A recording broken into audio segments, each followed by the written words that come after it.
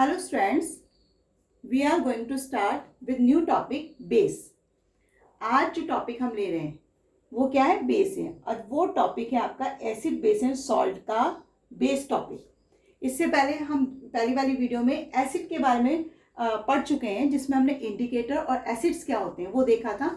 और जिन्होंने एसिड और इंडिकेटर की वीडियो नहीं देखी है वो पहले उसको देखें, उसका लिंक आपको वहाँ मिल जाएगा, है ना। क्योंकि आपको एसिड और इंडिकेटर पता होने चाहिए क्या है, उसके बाद हम बेस की स्टडी कर रहे हैं। क्लियर? अब आज जो हम टॉपिक उठा रहे हैं बेस में, वो क्या क्या हो सकते हैं कि बेस होता क्या है, इसके अलावा ये कितने टाइप का होता है ना, और इसकी प्रॉपर्टीज क्या होती हैं, और एसिड और बेस में डिफरेंस क्या होते हैं, इन सबको हम आज पढ़ेंगे। तो लेट अस स्टार्ट बेस। तो बेसिस क्या है, इसकी डेफिनेशन हम क्या बोल सकते हैं कि bases are those chemical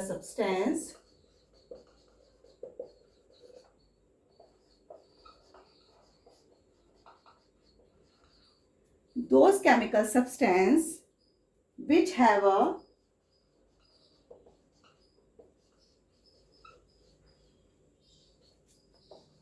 bitter taste. यानी हम इसको क्या कह सकते हैं बेसिस की डेफिनेशन में कि वो केमिकल सब्सटेंस जो क्या रखते हैं, तो बीटर टेस्ट रखते हैं। बीटर मतलब कड़वा, है ना, उनको हम क्या कह रहे हैं, उनको हम कह रहे हैं बेस। दूसरी बात हम ये भी कह सकते हैं कि बेसिस जो होते हैं चेंज द कलर, है ना, बेसिस चेंज द कलर। अगर आपको याद हो तो हमने एसिड में ये पढ़ा था कि वो ब्लू को किस में कर देता है, रेड में। तो इसका अपोजिट यहां होगा, ये क्या करता है, रेड लिटमस पेपर, और किस में चेंज हो जाएगा, ब्लू में, है ना।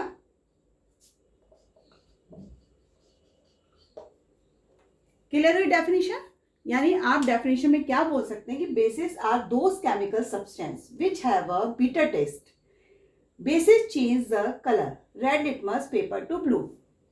आप इसको पूरी डेफिनेशन को इस तरह से भी लिख सकते हैं, या फिर आप इतना भी लिख सकते हैं जितना आपको याद रह जाए। वीडियो में आप है ना स्किप करके मत देखा कीजिए, पूरी वीडियो देखना बहुत जरूरी होता है, क्योंकि छोटी छोटी चीजें जो बेसिक कंसेप्ट होते हैं वो आपको यही मिलते हैं। अब जैसे मैंने ये चीज लिखी है, आपने स्किप कर दिया तो आपको ये पता नहीं चलेगा कि बेस का जो चेंज है लिटमस पेपर वो किस में चेंज होता है। आजकल आपने देखा होगा एमसीक्यू क्वेश्चंस आते हैं। अब एमसीक्यू क्वेश्चन जो होते हैं बीच बीच में से आते हैं, तो स्टूडेंट्स को ना वो चीज़ें आप लार्ज जो लंबा आंसर है उसको तो लर्न कर लेते हैं, लेकिन छोटी छोटी चीज़ें जो है आपको यहीं से मिलती है। तो बेसिक कंसेप्ट को आपको लर्न करना बहुत जरूरी होता है। Is that clear? अब हम क्या पढ़ेंगे, देखो बेस क्या होते हैं कि अभी हमने पढ़ा कि जो रेड लिटमस है उसको क्या कर देते हैं, ब्लू कर देते हैं, है ना। एक्चुअली बेस की एक है ना टेंडेंसी होती है, वो क्या होती है कि जो बेस होते हैं वो वाटर सॉल्युबल होते हैं, मतलब सब नहीं लेकिन कुछ। समझ आया? Water soluble base. Water soluble base का मतलब कि जो वाटर में क्या हो जाते हैं, घुल जाते हैं, उन्हें वाटर सॉल्युबल बेस कहेंगे। और उन्हें एक अदर नेम से भी जाना जाता है, जिसे हम क्या कहते हैं, एल्कली कहते हैं। तो a base which soluble in water is called, क्या कहते हैं उसे, एल्कली।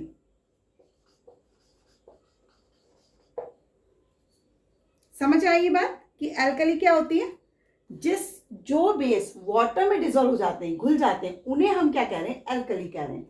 और इसका एग्जाम्पल हम ले सकते हैं, जैसे कैल्शियम हाइड्रोक्साइड, ये एक बेस है ना, इसका एग्जाम्पल हो सकता है एल्कली का। इसके अलावा आप अमोनियम हाइड्रोक्साइड भी ले सकते हैं, ये भी एल्कली का एग्जाम्पल है। तो ये एग्जाम्पल क्या है एल्कली के। अगर सारे बेस वाटर में सॉल्युबल नहीं होते हैं, ये बात ध्यान रखना, है ना, कि जो सारे बेस होते हैं वो वाटर में सॉल्युबल नहीं होते हैं, तो हम क्या कह सकते हैं कि all alkalis are bases, all alkali are bases. समझ आया? But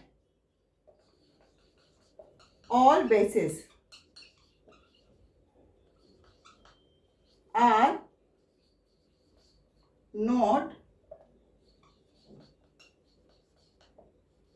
alkalis. ये लाइन समझ आ गई होगी कि बेस जो वाटर में डिसॉल्व होते हैं वो तो एल्कली कहला रहे हैं, लेकिन जो एल्कली है वो बेस हैं। लेकिन अगर आप कहें कि सारे बेस एल्कली होते हैं, ये नहीं है, है ना? यानी कि all alkali are bases but all bases are not alkali. ये बात समझ आ गई? एल्कली क्लियर हो गया? एल्कलीज किन्हें कहा जाता है? 1 पॉइंट एक और कि ऑल जितने भी सॉल्युबल बेसिस होते हैं वो मच, समझना बात को, कि all soluble bases much more useful किससे? Than insoluble bases. जितने भी सॉल्युबल बेसिस होते हैं वो ज्यादा यूजफुल होते हैं इनसॉल्युबल बेसिस से। रीजन क्या है इसका? बिकॉज मोस्ट ऑफ द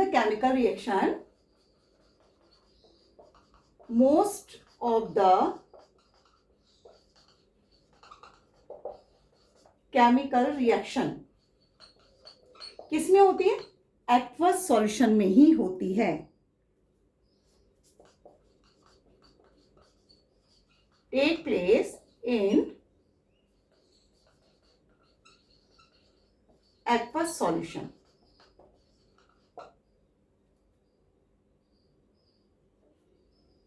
समझ आई लाइन पूरी? कि जितने भी ऑल सॉल्युबल बेसिस होते हैं वो यूजफुल होंगे। क्यों होते हैं? क्योंकि उनकी जितनी भी केमिकल रिएक्शंस होती हैं वो एक्वस सॉल्यूशन में ही होती हैं। अब आप कहेंगे एक्वस सॉल्यूशन क्या होता है? एक्वस सॉल्यूशन मतलब जो वाटर में डिसॉल्व हो जाते हैं ना, यानी वाटर जिसमें प्रेजेंट होता है, वो हमारा क्या कहलाता है? एक्वस सॉल्यूशन कहलाता है। यहां तक मेरे ख्याल से आपको पूरी तरह से क्लियर हो गया होगा कि क्या बेस होते हैं, क्या एल्कलीज होते हैं और एल्कलीज क्यों इंपॉर्टेंट होते हैं। क्योंकि अभी हमने कहा जो सॉल्युबल होते हैं उनको एल्कलीज कह रहे हैं ना, तो या तो आप ऑल सॉल्युबल बेसिस कह लो या एल्कलीज कह लो, एक ही बात है। मेरी बात क्लियर हो गई? अब हम ये देखते हैं कि बेस जो होता है उसमें अगर वाटर में सॉल्युबल कर देते हैं उसको, तो उसमें से क्या चीज, क्या रिमूव होता है जिसके कारण हमें पता लगता है कि वो बेस है। देखिए, अगर sodium hydroxide is a base, है ना? जब हम इसे वाटर में डिसॉल्व करते हैं तो इसमें से क्या निकलता है? देखिए, वाटर में जैसे इसको डिसॉल्व करेंगे तो इसमें से क्या निकलता है? Sodium ion plus OH ion. तो जब हम किसी भी बेस को वाटर में डिसॉल्व करते हैं तो उसमें से एक चीज रिमूव होती है, वो कहलाती है क्या? Hydroxide ion. और ये हाइड्रोक्साइड आयन ये बताता है कि ये क्या है? ये एक बेस है। मेरी बात क्लियर हो गई कि कैसे आपको पता चलेगा कि ये हाइड्रोक्साइड है? यानी ये बिहेवियर है इसका बेसिक होने का। समझ आया? हाइड्रोक्साइड आयन का प्रेजेंस ये बताता है कि ये क्या, कैसा बिहेव शो करता है? ये बेसिक नेचर का बिहेव शो करता है। सेम एज इट इज अगर आप मैग्नीशियम हाइड्रोक्साइड को अगर आप क्या करें? वाटर में डिसॉल्व करेंगे, तो अब तो आपको शायद मेरे ख्याल से समझ आ ही गया होगा कि क्या बनेगा। इसमें से जो रिमूव हो गया वो क्या होगा? मैग्नीशियम आयन, और साथ में क्या निकलेगा? Hydroxide ion. और ये हाइड्रोक्साइड आयन क्या बिहेव कर रहा है कि ये सॉल्यूशन कैसा है? बेसिक सॉल्यूशन है। समझ आया? तो इसके आधार पर, हाइड्रोक्साइड आयन के आधार पर हम क्या करते हैं? हम बेस को दो में क्लासिफाई कर देते हैं, है ना? दो कौन कौन से हो जाएंगे? समझ आया? स्ट्रॉन्ग बेस और वीक बेस। हम इसमें इसको क्लासिफाई कर देते हैं। अब देखो, आप इसकी डेफिनेशन बना सकते हैं स्ट्रॉन्ग बेस की, क्योंकि अभी हमने बोला कि कोई भी बेस तब बेसिक नेचर का बिहेव शो करेगा जबकि उसमें से हाइड्रोक्साइड आयन रिलीज होते हैं, है ना? तो आप इसमें डेफिनेशन में क्या लिख सकते हैं कि जो कंप्लीट आयनाइज होगा वाटर के अंदर वही क्या होगा, और लार्ज अमाउंट में क्या निकालेगा? हाइड्रोक्साइड आयन, तो वही स्ट्रॉन्ग बेस। और वीक बेस क्या होते हैं? और base which partially ionize in water and produce। अब आप देखिए यहाँ पर लार्ज अमाउंट था तो वहां क्या हो जाएगा, small amount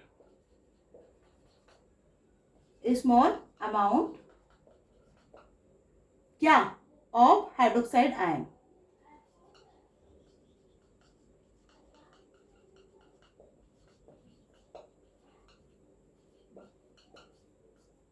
clear? It's called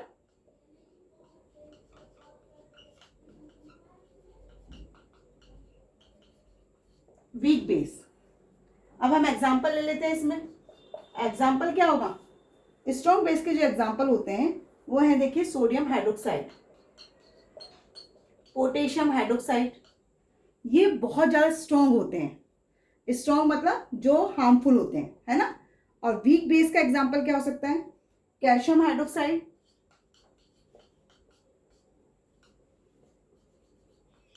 magnesium hydroxide, ये किसके एग्जाम्पल है, वीक बेस के।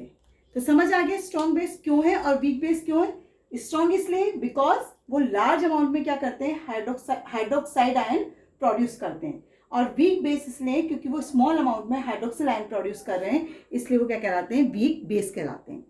अब आपको ये भी पता है कि जो हमने एसिड में पढ़ा था कि कंसंट्रेशन और डाइल्यूट क्या होता है ना। कंसंट्रेशन कब होगा, जब किसी भी बेस में आप क्या करेंगे, वाटर मिला देंगे, है ना। जब हम इन दोनों में वाटर मिला देते हैं तो ये तो तुम्हें पता है कि वो एल्कली हो जाता है, लेकिन साथ में डाइल्यूट भी हो जाता है। और कंसंट्रेट कब होता है, जब उसमें वाटर बिल्कुल भी ना मिला हो, है ना। तो वो क्या हो जाता है, वो कंसंट्रेट हो जाता है। चलिए, तो वाटर जिसमें डिजोल्व होगा वो डाइल्यूट सॉल्यूशन, और जिसमें वाटर डिजोल्व नहीं होता वो क्या कहलाता है, कंसंट्रेट सॉल्यूशन कहलाता है। अब हम देखते हैं इसकी प्रॉपर्टीज क्या है, बेसिस की प्रॉपर्टीज क्या है।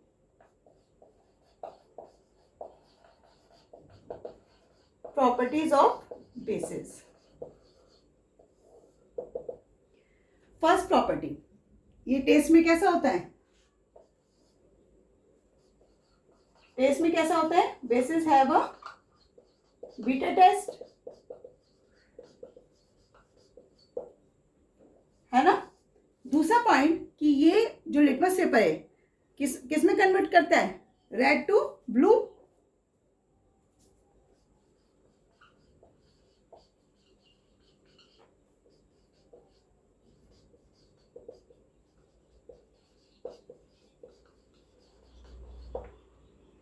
समझ आया कि बेस का काम क्या होता है, ये रेड लिटमस को किस में कन्वर्ट कर देता है, ब्लू में। इसके अलावा ये ना जो दे फील सोपी टच, सोपी मतलब जब सोडियम हाइड्रोक्साइड को आप फिंगर पर डालते हैं, है ना, अपनी फिंगर पे लगाते हैं, उसको रब करते हैं, तो आपको ऐसा लगेगा जैसे साबुन जैसा टच लगता है, इसलिए उसको कहते हैं सोपी टच।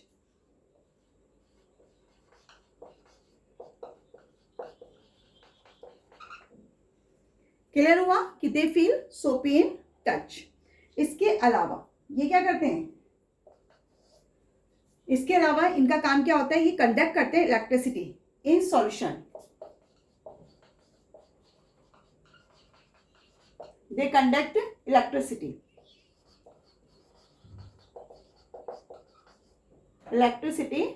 In solution. तभी तो हमने कहा था कि एक्वस सॉल्यूशन होना जरूरी है।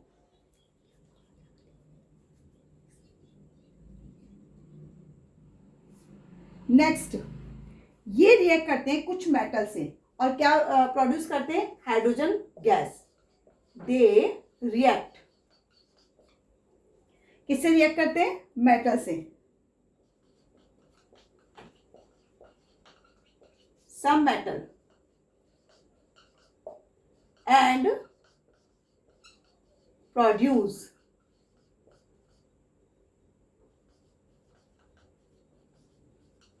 Hydrogen gas. देखो, क्वेश्चंस आपसे पूछा जाता है कि अगर बेस मेटल से रिएक्ट करते हैं तो कौन सी गैस प्रोड्यूस करते हैं? तो आपका आंसर होगा हाइड्रोजन गैस प्रोड्यूस करते हैं, है ना। और ये एमसीक्यू क्वेश्चन भी है और वैसे भी पूछे जाता है 1 नंबर में आपके, तो इसलिए आपको ध्यान रखना चाहिए। अब हम इसका वो देखते हैं एग्जाम्पल। एग्जाम्पल मतलब कि कैसे मेटल हाइड्रोजन गैस प्रोड्यूस करते हैं। तो हमने क्या करा, NaOH, this is a sodium hydroxide, ये हमारा क्या है, बेस है ना। इसकी रिएक्शन जब हम जिंक से कराते हैं तो क्या बनाता है, देखिए यहां पर जब बनेगा तो वो बनता है सोडियम जिंकेट, यानी कि ZnO इससे जुड़ जाता है, सिर्फ ओनली H2 बाहर निकलती है। यानी सोडियम जिंकेट का फॉर्मूला क्या होगा, Na2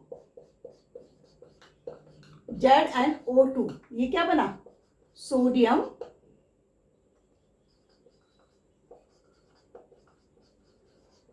जिंकेट। मेरी बात समझ आ गई? और साथ में क्या निकलता है, हाइड्रोजन गैस। क्लियर? और ये लेबोरेटरी मेथड में तो वैसे हम जनरली किससे बनाते हैं, हाइड्रोक्लोरिक एसिड से बनाते हैं या सल्फ्यूरिक एसिड से बनाते हैं। लेबोरेटरी में क्या बनाते हैं, हाइड्रोजन गैस। क्लियर? लेकिन बेस जब भी कभी किसी मेटल से रिएक्ट करता है तो वो क्या बनाता है, जिंकेट बना रहा है, जिंक से रिएक्शन कर रहा है इसलिए जिंकेट बना रहा है, सोडियम जिंकेट, है ना। और हाइड्रोजन गैस को रिलीज कर रहा है। सेम एज इट इज, अगर हम दूसरा कोई वो ले लेते हैं, मेटल ले लेते हैं, तो यहाँ पर हमने लिया एल्यूमिनियम। क्लियर? अगर हम सोडियम हाइड्रोक्साइड यानी बेस की रिएक्शन दूसरे किसी मेटल एल्यूमिनियम से करा लें तो यहाँ पर जो बनने वाला होगा वो अब क्या होगा, वो होगा सोडियम एल्यूमिनेट। मेरी बात समझ आई? क्या कहलाएगा वो, सोडियम एल्यूमिनेट, AlO2, इसे कहते हैं सोडियम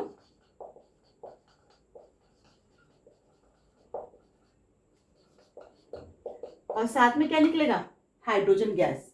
और यहां पर 2 मॉलिक्यूल वाटर भी प्रेजेंट रहता है। बैलेंस रिएक्शन नहीं है, इसलिए मैं बार बार आपसे ये बात कहती रहती हूँ कि आप लोग खुद ही बैलेंस करके देख लीजिए कीजिए।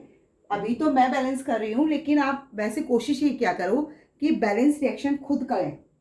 समझ आया? ये समझ आ गया होगा कि बेस अगर किसी भी उससे रिएक्शन कर रहे हैं तो यहाँ पर देखिए ऑक्सीजन या हाइड्रोजन अलग नहीं हो रहा है, सिर्फ ओनली हाइड्रोजन गैस बाहर निकल रही है। और ये एग्जांपल किसका है, इसका एग्जांपल है ये, किसके, कि अगर मेटल रिएक्ट करता है किसी भी बेस से तो क्या करता है, हाइड्रोजन गैस प्रोड्यूस होती है और साथ में क्या बनते हैं, एल्यूमिनेट या जिंकेट बनते हैं। क्लियर? अब नेक्स्ट प्रॉपर्टी पढ़ते हैं हम।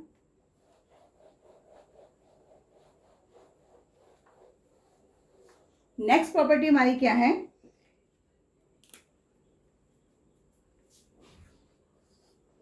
दे रिएक्ट विद एसिड। अगर बेस एसिड से रिएक्ट करता है तो क्या बनेगा, टू फॉर्म ये सॉल्ट एंड वाटर। क्लियर? अब यहां पर हम सोडियम हाइड्रोक्साइड की रिएक्शन किससे करा रहे हैं, सल्फ्यूरिक एसिड से। ये क्या है, हमारा बेस है।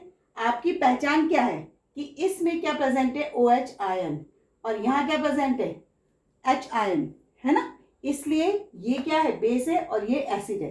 दोनों जब रिएक्ट करते हैं तो बनने वाला यानी कि जो बनेगा वो क्या होगा, सॉल्ट, और साथ में क्या निकलता है, वाटर।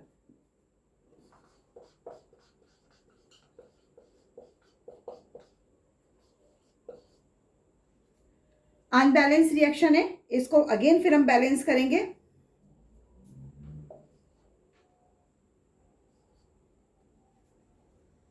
क्लियर? अब इसको क्या कहते हैं, ये क्या है, सॉल्ट, और कहलाता क्या है, सोडियम सल्फेट। ये तो वाटर है ही, ये सल्फ्यूरिक एसिड हो गया, और ये क्या है, सोडियम हाइड्रोक्साइड।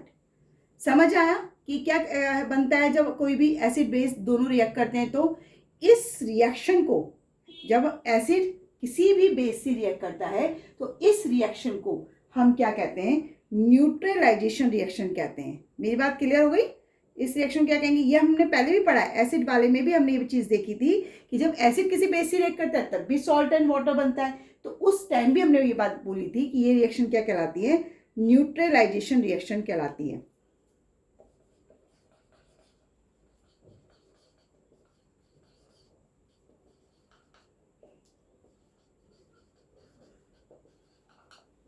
क्लियर?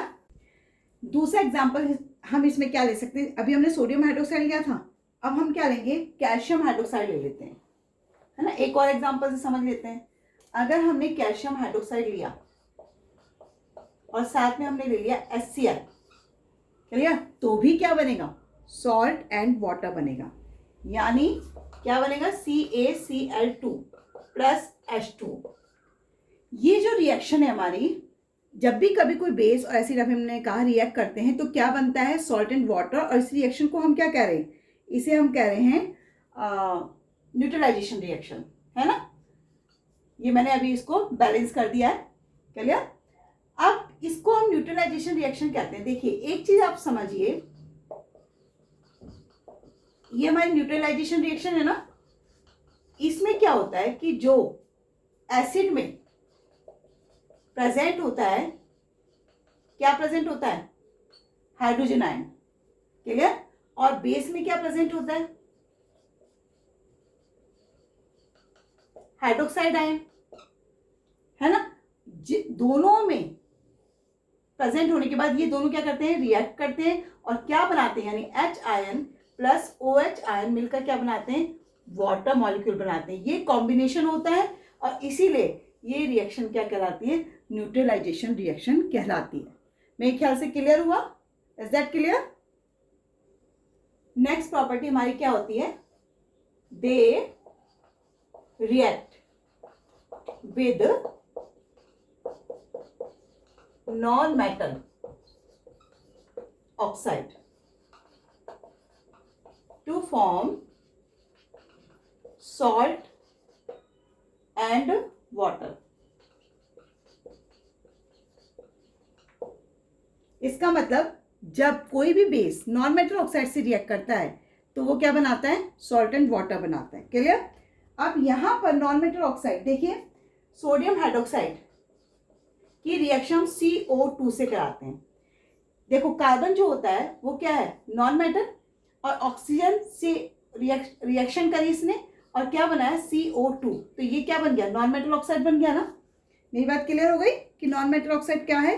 अब नॉन मेटल ऑक्साइड से जब रिएक्शन करता है तो क्या बनाएगा, यहाँ पर जो निकल कर आएगा आपका सोडियम हाइड्रोक्साइड और कार्बन डाइऑक्साइड की रिएक्शन से, तो क्या बनेगा, सोडियम कार्बोनेट, यानी Na2CO3। ये क्या है हमारा, सॉल्ट, और साथ में क्या निकलता है, वाटर। समझ आई बात कि कोई भी नॉन मेटल जितनी भी गैसेस होती हैं वो क्या कहलाती हैं, नॉन मेटल कहलाती हैं। इसके अलावा सॉलिड और लिक्विड भी हमारे नॉन मेटल हैं, लेकिन मोस्ट प्रोबेबली क्या है, जो गैसेस हैं वो क्या है, नॉन मेटल है। तो जब भी वो ऑक्सीजन से रिएक्शन करती हैं तो क्या बनाती हैं, ऑक्साइड्स बनाती हैं, क्लियर।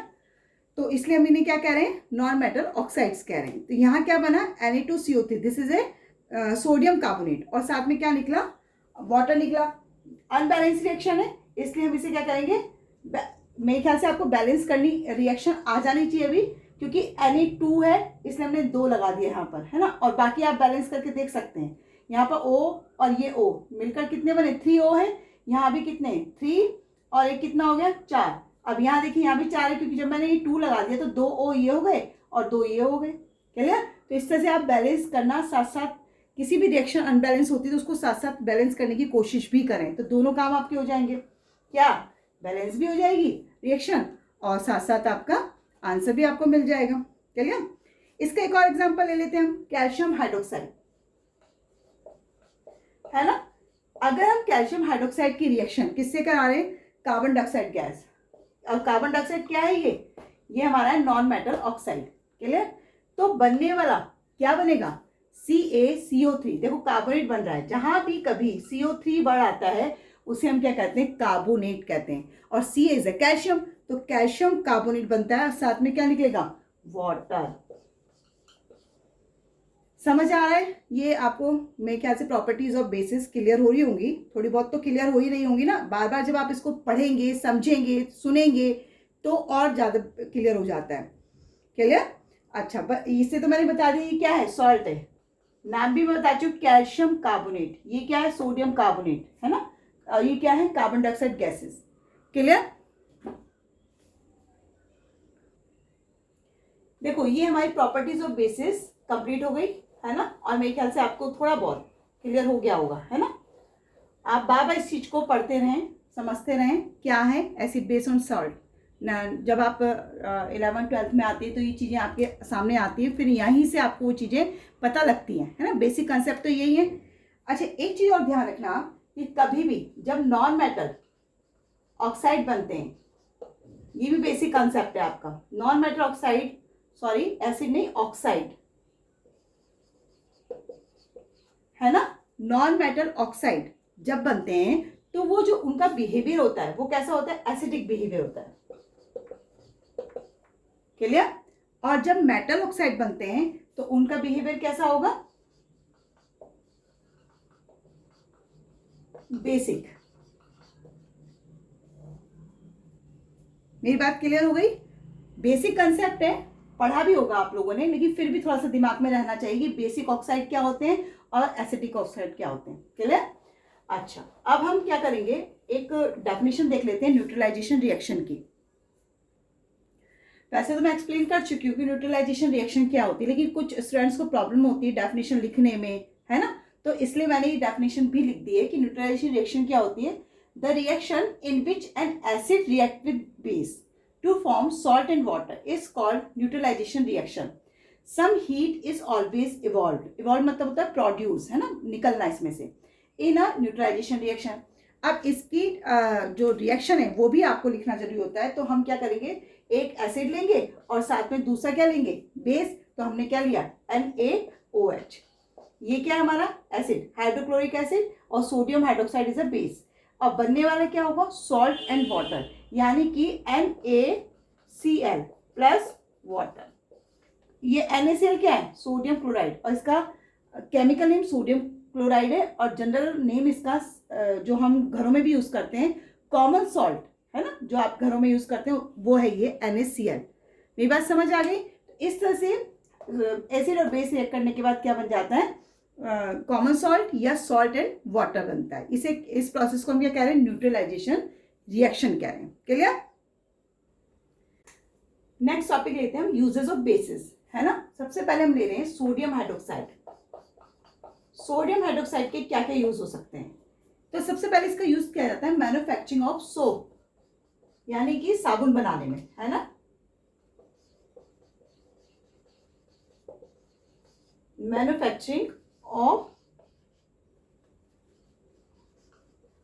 सोप्स, यानी साबुन जो बनाई जाती है ना वो इसके थ्रू ही बनाई जाती है। इसके अलावा पेपर में, रेयॉन, रेयॉन जानते होंगे आप, सिंथेटिक फाइबर होता है एक प्रकार का, है ना। इस टेक्सटाइल्स, इंडस्ट्रीज में टेक्सटाइल्स भी सब जानते हैं। मेडिसिन में, मेडिसिन में भी इसका यूज किया जाता है। मेरी बात समझ आ रही है ना कि किस किस में इसको यूज किया जाता है। एंड इंडस्ट्रियल केमिकल,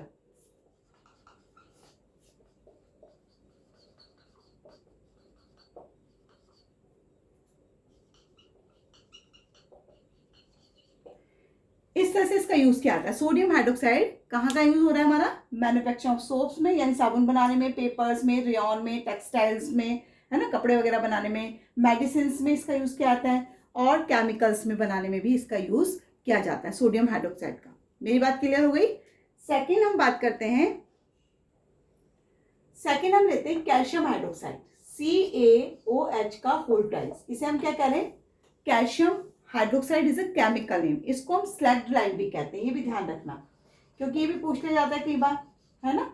इसे कहते हैं स्लैग्ड लाइन। मेरी बात क्लियर हो गई?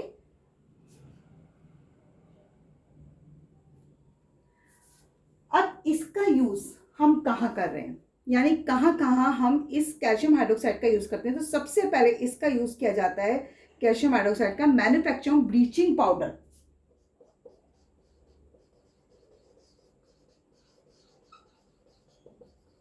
Manufacturing of bleaching powder. Bleaching powder जानते होंगे सभी, ब्लीच किया जाता है ना, ब्लीच करने में कपड़ों में भी ब्लीच किया जाता है, कई बार जो दाग धब्बे लग जाते हैं उनको रिमूव कराया जाता है ना, तो उसमें इसका यूज किया जाता है। इसके अलावा और कहाँ होता है, न्यूट्रलाइजेशन ऑफ एसिडिटी।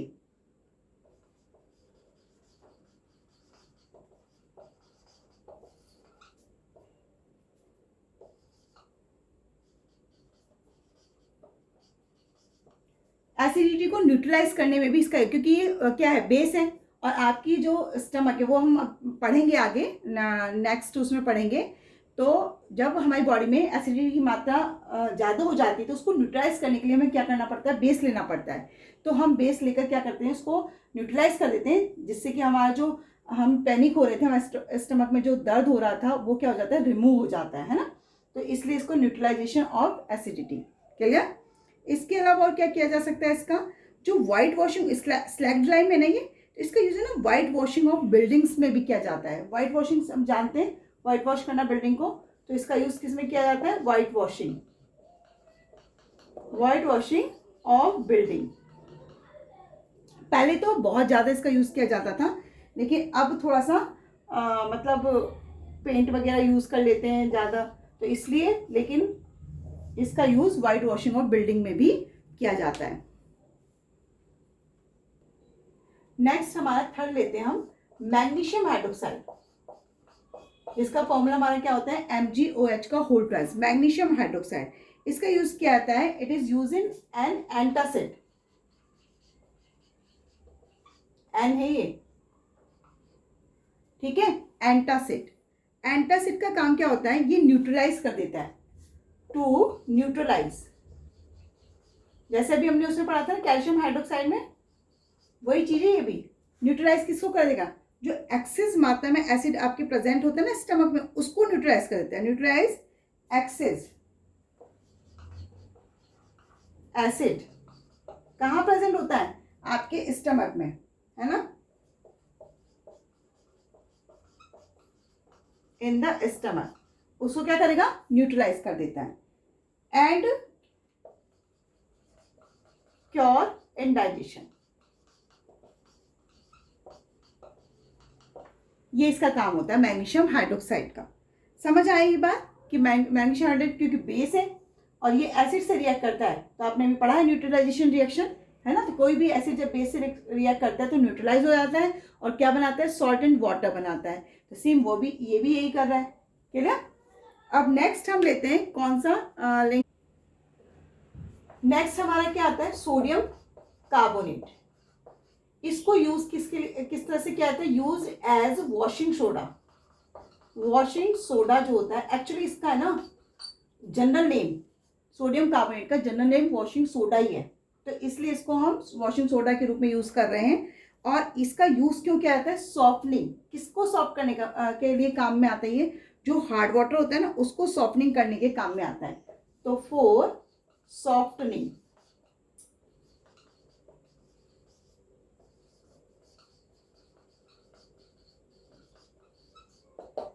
समझ आया, सोडियम कार्बोनेट का वो चीज आपको क्लियर हो गई होगी किस तरह से इसका यूज किया जाता है। नेक्स्ट फिफ्थ है अमोनियम हाइड्रोक्साइड। अब अमोनियम हाइड्रोक्साइड का यूज कहाँ कहाँ किया जाता है, मैन्युफैक्चरिंग ऑफ फर्टिलाइजर।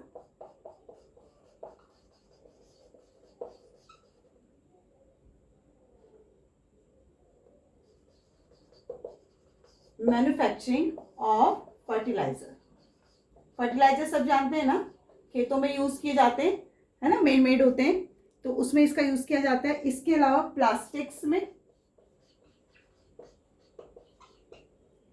इसके अलावा और कहाँ यूज कर सकते हैं हम, जैसे कि डाइज होता है ना, कलर वगैरह, इंक होती है।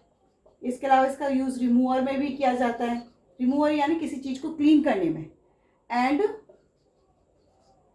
विंडो क्लीनर के रूप में भी इसका यूज किया जाता है।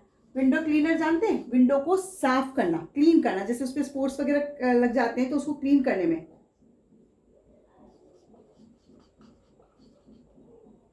समझ आ गया? तो इस तरह से ये यूजेस थे, कुछ बेसिस के यूजेस थे। नेक्स्ट टॉपिक हम क्या देख रहे हैं? डिफरेंस। किसमें डिफरेंस देख रहे हैं हम? Difference between acid.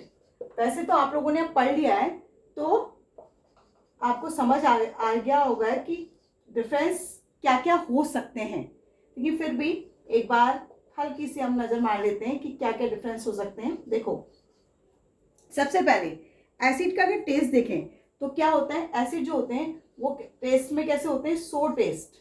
और ये कैसे होते हैं? बीटर इन टेस्ट। समझ आया? इसी तरह से अगर हम इसका लिटमस के प्रति इसका इफेक्ट देखते हैं, लिटमस पेपर जो इंडिकेटर के रूप में यूज किया जाता है, उसका अगर इफेक्ट देते हैं तो ये क्या करता है? ये ब्लू लिटमस पेपर को क्या करता है? रेड में चेंज करता है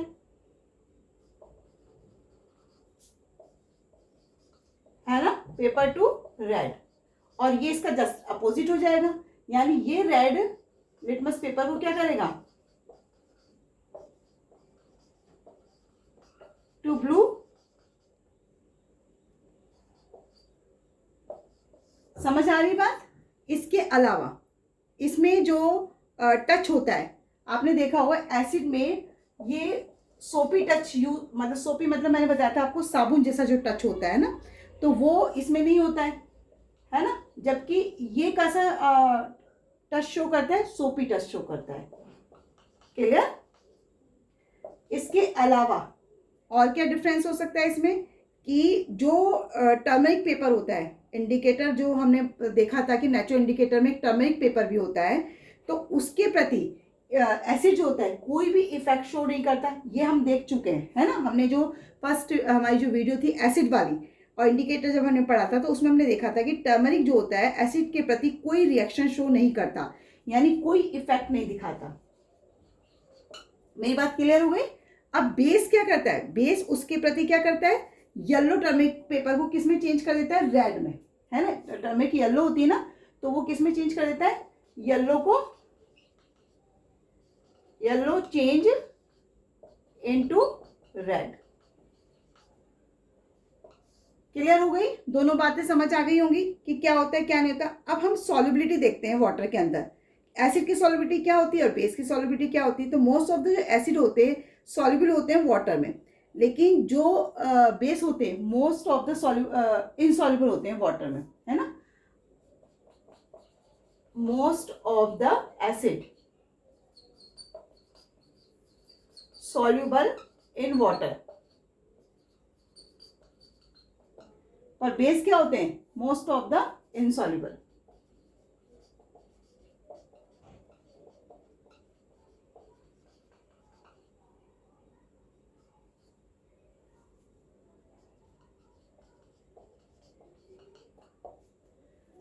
दोनों बातें क्लियर हो गई कि क्या क्या पॉइंट्स हो सकते हैं। इसके अलावा आप फिनोक्सिलिन का भी ले सकते हैं इंडिकेटर के रूप में, इसका डिफरेंस कि एसिड जो होता है फिनोक्सिलिन के साथ, क्योंकि फिनोक्सिलिन खुद क्या होता है? कलरलेस होता है ना। तो अगर वो एसिड के साथ रिएक्शन शो करता है तो क्या होगा? कोई इफेक्ट नहीं आता है। लेकिन अगर बेस में उसका यूज किया जाए तो वो कैसा कलर देता है? पिंक कलर देता है। मेरी बात समझ आ रही है? अगर आप इसमें फिनोक्सिलिन के साथ अगर इसका वो करेंगे तो फिनोक्सिलिन क्या करता है? यहाँ लिख देती हूं मैं। ऐसे आप मिथाइल ऑरेंज का भी ले सकते हैं। बहुत सारे डिफरेंस हैं जो आप ले सकते हैं। तो फिनोक्सिलिन इसमें नो इफेक्ट, कोई इफेक्ट शो नहीं करता है ना, जबकि इसमें पिंक कलर शो करता है। मेरी बात क्लियर हुई? डिफरेंस कैसे निकाल सकते हैं एसिड एंड बेस में?